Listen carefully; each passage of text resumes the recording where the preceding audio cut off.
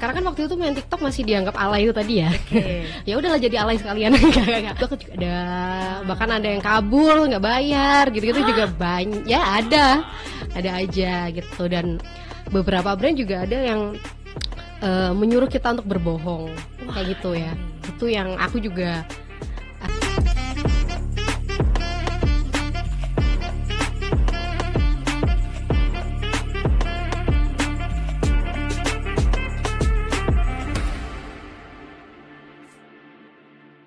Halo teman-teman, balik lagi di podcast Let's Talk. Pada episode kali ini kita akan ngobrol bareng alumni Universitas Brawijaya yang saat ini aktif sebagai content creator. Langsung aja kita sapa, ini dia Huwaida Isma. Hai, gimana kabarnya hari ini?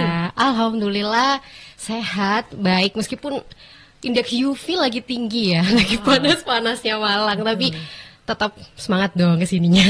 Siap, bener nih. Kalau kata orang-orang kayak habis mandi keringetan lagi. Keringetan gitu lagi, kan? iya. Yang tidak biasa ada jeda. sehari sekali mandi, sekarang jadinya tiga kali. mandi terus.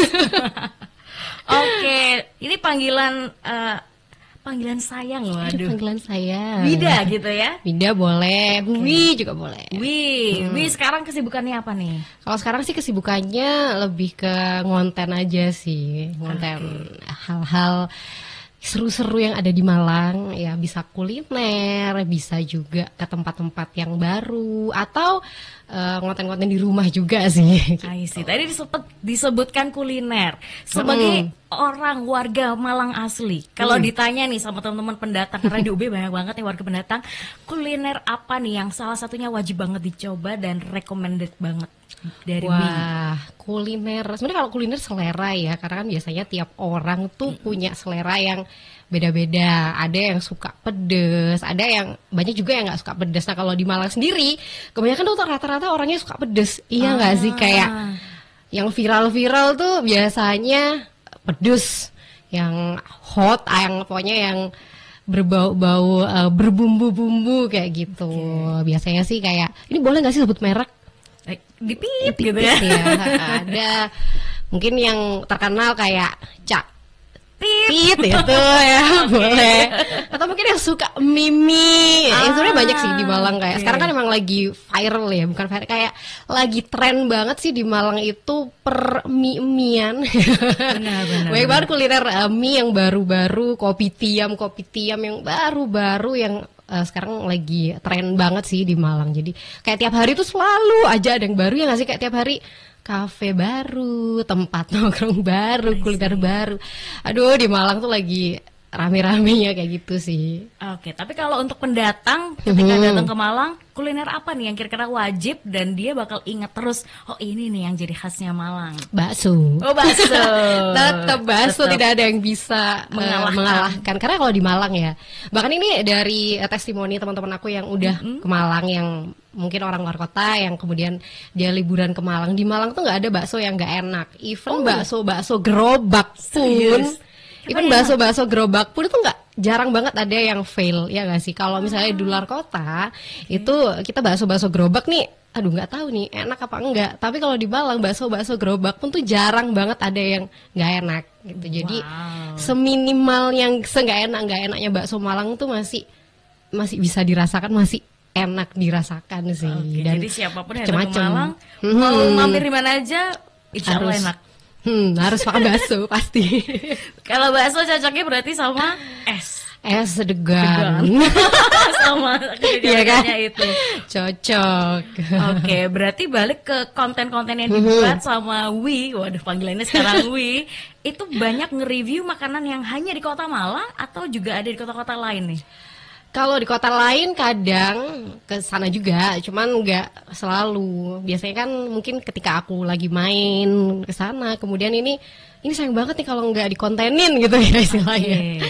Akhirnya aku review juga, aku bikin videonya juga, sampai ada beberapa kerjasama juga akhirnya yang nggak di Malang aja, bisa juga di Surabaya, bahkan ke Jakarta juga pernah. Jadi nggak melulu Malang, tapi memang mostly konten-konten aku ya di Malang karena memang tinggalnya di Malang gitu. I see. Apa sih alasan seorang Wi akhirnya memutuskan menjadi seorang content creator? Sejarahnya. Waduh, ngomongin sejarah ini berarti panjang ya.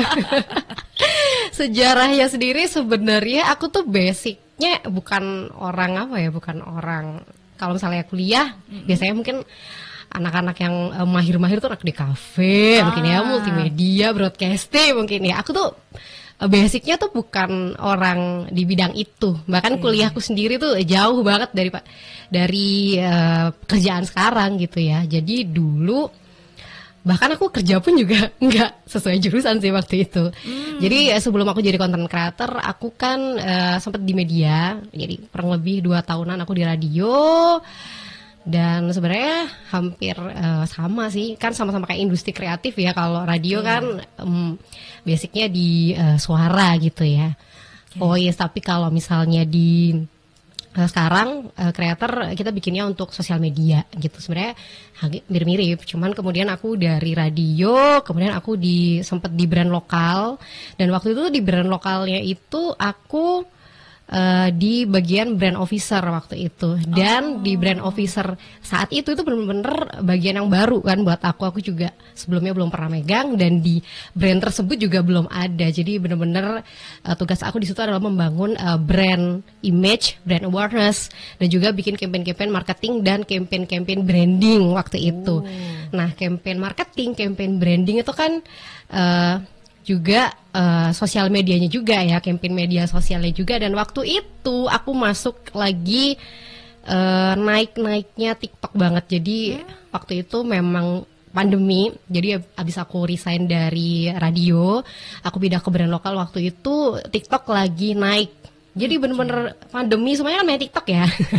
Ngadu dalgona gitu kan waktu itu.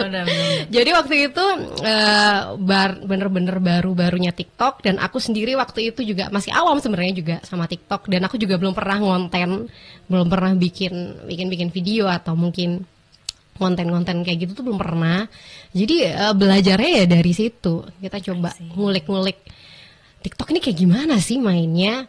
Harusnya, soalnya kan waktu itu memang tuntutan ya, brand harus ngikut tren yang ada waktu itu. Gimana kita harus bikin campaign buat TikTok juga. Akhirnya selain aku di situ bikin campaignnya, ya bikin kontennya juga, karena kan masih baru banget waktu itu TikTok. Jadi aku di situ membangun TikToknya masih dari awal ya, dari follower yang 0 gitu ya sampai 80.000 alhamdulillah waktu itu.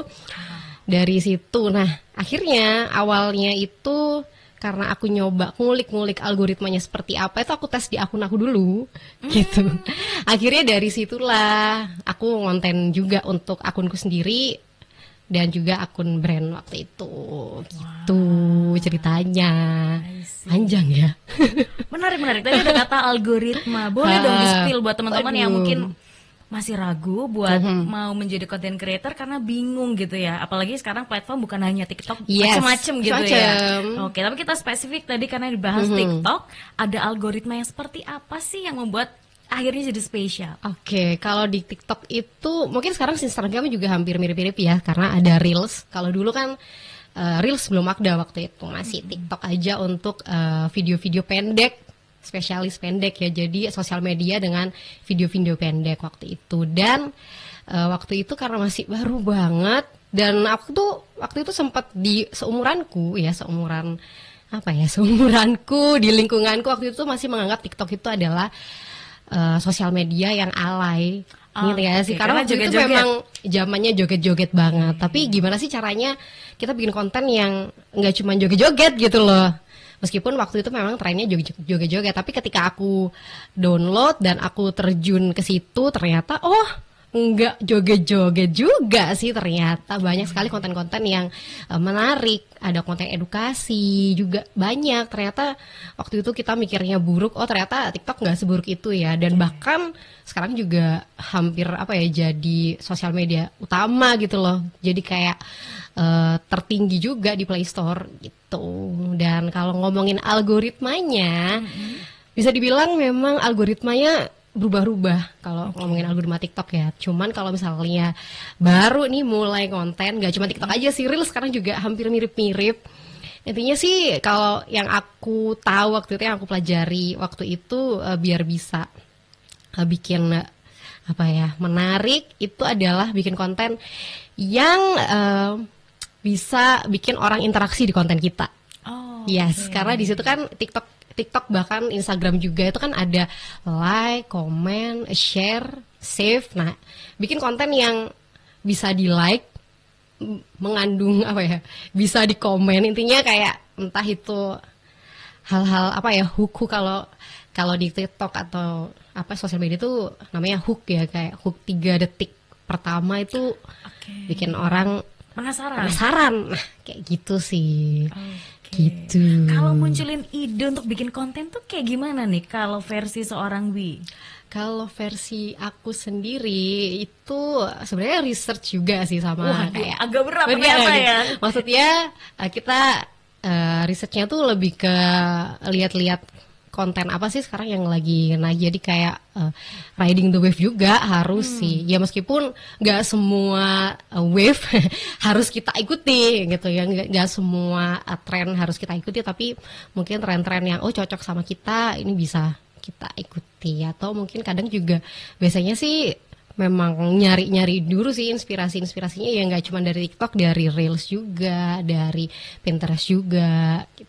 Oke, di TikTok tuh juga ada lagu-lagu ya. Itu kira-kira akan mempengaruhi nggak sih menjadi FYP atau enggak dari lagu yang ngetren saat ini? Iya, dibilang pengaruh, cukup pengaruh kalau di TikTok, karena kan memang tiap hari tuh bisa dibilang tren lagu-lagunya berbeda gitu, tapi nggak melulu harus pakai lagu yang trending juga sih, disesuaikan aja sama kontennya. Misalnya nih konten kita nih konten ke tempat-tempat yang tenang gitu ya, misalnya ke tempat-tempat wisata yang hijau-hijau gitu, tapi lagunya jedak-jeduk kan agak nggak nyambung gitu ya, mungkin tapi disesuaikan aja sih sama kontennya gitu.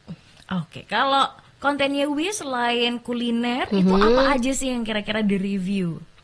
Oke, sebenarnya awal aku ngonten itu nggak langsung kuliner, enggak sih. Jadi awal-awal karena aku sebenarnya ngonten itu hal yang aku suka sebenarnya. Jadi nggak melulu harus kuliner, nggak melulu harus tempat-tempat kafe-kafe aja, nggak juga gitu. Jadi malah aku dulu tuh awal-awal kontennya unboxing.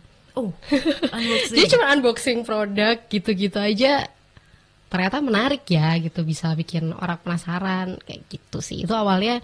Jadi sampai sekarang pun aku juga masih suka sih bikin konten-konten unboxing gitu-gitu. Terus konten-konten apa ya?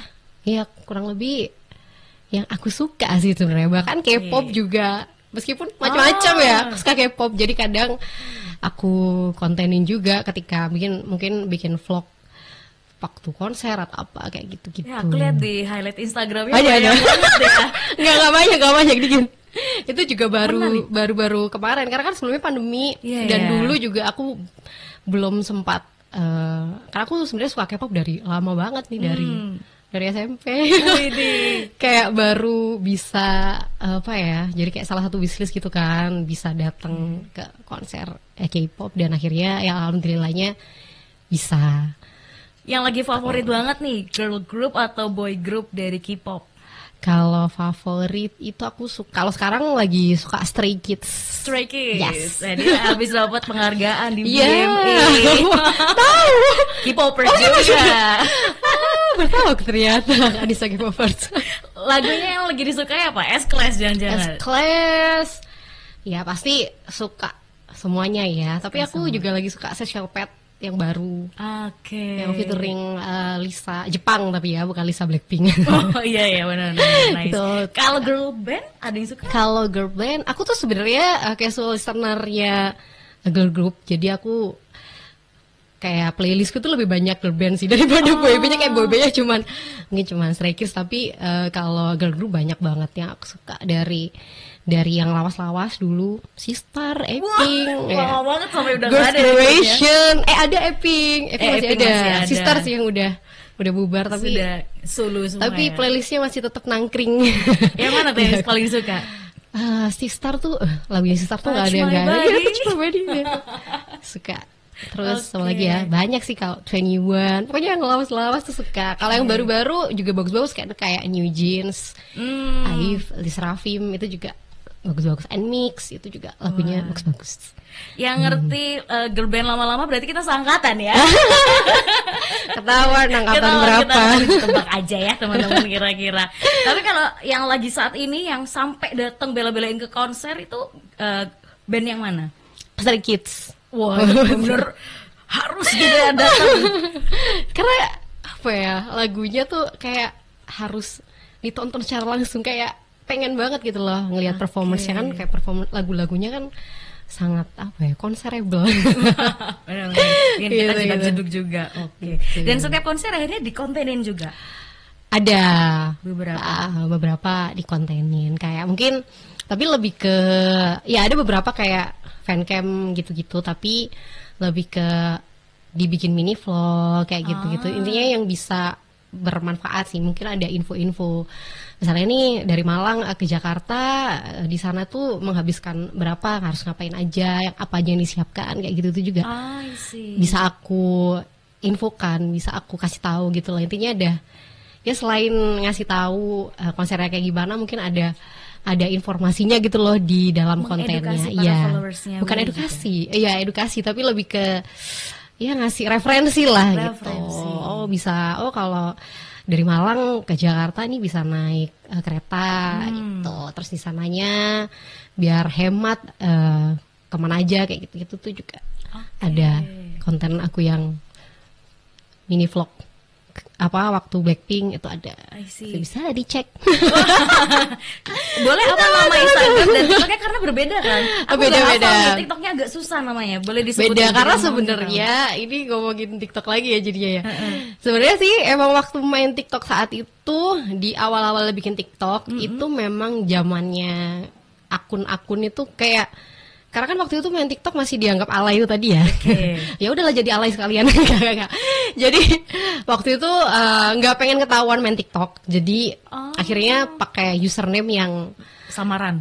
samaran. Sebenarnya bukan samaran sih, pakai username suka-suka lah. Oke. Karena waktu itu di TikTok juga rata-rata semua orang tuh pakai username yang nggak langsung nama pribadinya dia gitu. Dan waktu aku ngonten pun juga, konten-konten awalku juga aku nggak pengen kelihatan in frame di kamera gitu. Jadi mungkin kayak unboxing gitu kan, cuman barangnya aja, ataupun review cafe pun juga kafenya aja. Jarang ada mukaku di situ karena kayak waktu itu kan masih agak malu-malu ya. Gitu. Jadi karena memang pengen dikenal itu sebagai apa ya, content creator ya, kontennya gitu. I see, nice. Gitu sih. Jadi namanya beda. Kalau Instagram kan memang udah sosial media yang udah aku pakai lama kan, dan kayak sosial media yang emang buat berinteraksi bareng teman-teman gitu, teman-teman di sini di real life gitu lah ya. Kalau di TikTok kan waktu itu justru teman-teman di real waktu itu nggak ada yang tahu, bukan nggak ada yang tahu sih, jarang ada yang tahu gitu loh. Aku di TikTok gitu, tapi lama-kelamaan ya udahlah, spill aja gitu. I see, menarik. Gitu. Oke, tadi aku sempat kepikiran soal konten yang berkaitan dengan konser. Itu kan biasanya kalau kita videoin ada lagu yang sedang live performance kayak gitu. Kira-kira kalau diupload di sosmed itu kena ban atau something yang dapat notification gak sih dari suatu platform kayak ini tuh gak bisa karena kena copyright atau segala macam kayak gitu, ada nggak sih sebenarnya? Alhamdulillah aku sendiri nggak kena sih. Karena kalau biasanya yang kayak gitu melanggar itu kalau misalnya itu kita pakai untuk komersil.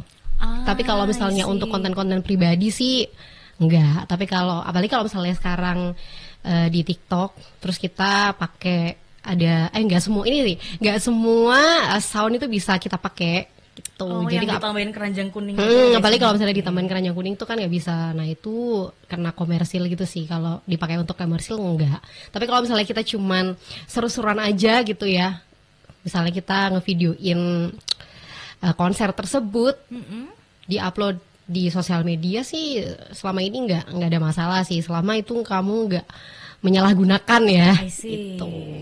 Oke, dari pengalaman Wik, kalau ditanya do and don'ts dalam menjadi seorang content creator tuh apa aja sih? Oke, kalau ngomongin do and don'ts, ini hampir sebenarnya tadi sempat aku spill ya. riding the wave.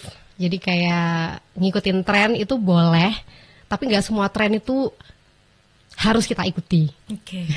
Itu sih kurang lebih. Karena kan nggak semua tren itu baik ya, nggak semua tren itu benar-benar harus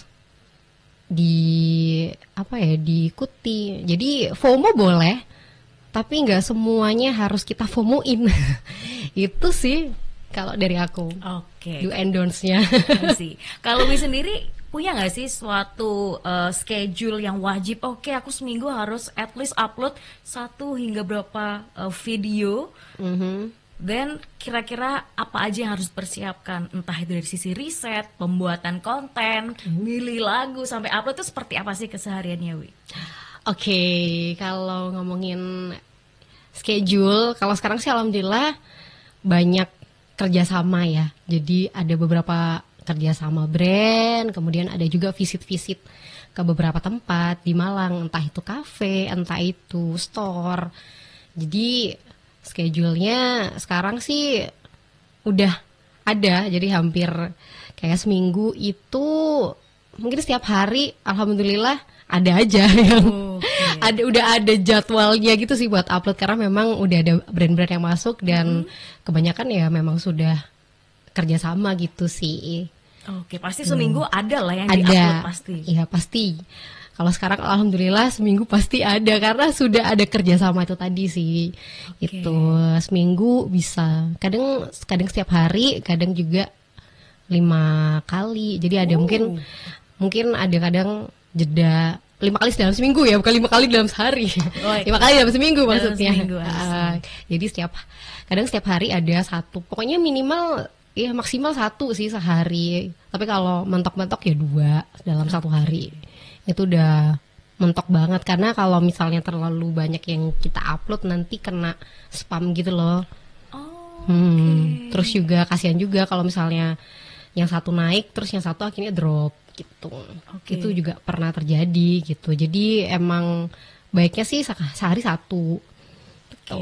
Tapi kadang sehari 1, tapi nggak melulu sehari 1 sih. Kadang misalnya ini udah siap upload, ternyata kemudian ada revisi atau apa, akhirnya diundur besoknya kayak gitu. Tuh juga pernah seperti itu. Oke, kalau kerjasama dengan brand berarti kan secara tidak langsung akan mempromosikan. Gimana sih caranya Wi untuk bisa promosinya secara halus gitu ya, nggak langsung hard selling ngomongin ini produknya, kegunaannya, harganya. Nah, gimana tuh kalau caranya Wi? Nah, kalau ngomongin hard selling dan soft selling itu lebih ke deal sama brandnya dulu sih. Jadi kalau misalnya kita kerja sama brand kan ada SOW-nya atau scope of work dan juga ada briefnya. Nah kalau misalnya briefnya dari mereka harus hard selling ya udah gitu. Ya udah gitu. Cuman disesuaikan aja sama konten kita. Ini kontennya cocok nggak sih, masuk nggak sih sama konten kita? Kalau masih masuk, oke. Gitu. Jadi nggak semua kerja sama itu kita terima. Sebenarnya boleh-boleh aja sih, itu tergantung pribadi masing-masing ya. Gitu. Kalau aku pribadi, aku sesuaikan dulu nih brand yang masuk itu sesuai nggak sih sama kontenku. Gitu. Oh ini, terus mereka ada briefnya. Oh ini harus soft selling, atau bahkan dari brand itu minta konten yang seperti apa, itu juga sering kayak gitu. Oh, aku minta kontennya day in my life Kak, aku minta konten yang seperti ini atau kayak gini. Tuh biasanya kalau kerjasama itu briefnya dulu, baru kita susun storyline-nya. Kemudian habis cocok nih sama brand, storyline-nya baru dieksekusi gitu. Bahkan ada brand itu yang soundnya juga harus di ACC juga. Aku pakai sound ini ya. Aku pakai sound ini gitu. Oh Kak, jangan nggak boleh pakai sound itu Kak, harus sound yang ini kayak gitu-gitu. Itu juga ada yang seperti itu, yang bener-bener detail banget itu juga ada. Jadi nggak melulu soft selling, nggak melulu hard selling, tapi tergantung briefnya kalau kerjasama. Gitu. Ada cerita unik mungkin dengan kerjasama brand? Banyak. Waduh, kalau ngomongin brand itu kan karena kliennya masing-masing macem-macem ya, berbeda-beda. Ada yang santai, konten apa aja sikat gitu, tapi ada juga yang cerewet banget juga ada. Bahkan ada yang kabur, nggak bayar, gitu-gitu juga banyak. Ya ada aja gitu. Dan beberapa brand juga ada yang menyuruh kita untuk berbohong. Wah, kayak gitu ya. ini. Itu yang aku juga akhirnya aku tolak kalau yang kayak gitu-gitu. Biasanya kan kayak brand-brand skincare gitu minta before after, tapi before afternya editan kan nggak, kan ini ya nanti nggak berkah juga. Ini brandnya bahaya juga nih kalau kita kontenin tapi ternyata membuat buruk orang lain, kan berbahaya juga. Ada juga pernah aku dapat tawaran untuk campaign, kan aku kan udah lulus kuliah nih, maksudnya sudah bukan mahasiswa lagi, tapi waktu itu briefnya tuh suruh bikin kayak mini vlog back to campus, back to school gitu ya. Kak, ini aku udah nggak kuliah Kak, udah lulus Kak, nggak apa-apa Kak, pura-pura aja. Oh, udah bisa. Ya nggak bisa gitu dong Kak, kan orang juga beberapa juga sudah tahu aku gitu kan, nggak mungkin kita pura-pura jadi mahasiswa ke kampus, ya gimana gitu ya, kecuali memang video untuk bikin video acting atau video apa namanya parodi gitu ya, itu baru mungkin bisa kayak gitu, tapi bukan tipe kontenku dong. Gitu. Wow, luar biasa challenging ya ternyata kalau ngomongin soal kerjasama. Oke, ini last question buat teman-teman semua yang mungkin ingin memulai sebagai seorang content creator, boleh nih dikasih kata-kata motivasi dari seorang Wi. Mulai aja apapun, pokoknya kontenin hal yang kamu suka aja dulu, asal konten tersebut itu bukan konten yang negatif lah istilahnya gitu. Pokoknya mulai aja, meskipun aduh kok aku tiap ngonten nih view-nya kok 0 terus ya, atau mungkin view-nya kok dikit terus ya, nggak apa-apa, pokoknya jangan menyerah, dia tetap explore aja hal-hal yang kamu suka. Pokoknya kalau misalnya kita ngonten hal yang kita suka sih, meskipun view-nya nggak terlalu banyak, tapi asal kita seneng, bikin kita seneng, lakukan aja. Siap, oke. Terima kasih banyak Wi sudah mau sharing. Ya, semoga makin sama-sama. sukses. Kita tunggu terus nih karya-karya Wi di TikTok maupun di Instagram. Dan teman-teman, thank you banget sudah nonton bareng di sini. Semoga ilmunya juga bermanfaat dan kalian harus segera mulai aja dulu. Jangan ragu-ragu, karena kalau belum pernah mulai kita nggak pernah tahu di mana kemampuan kita. Dan sampai jumpa lagi di podcast berikutnya. See you soon.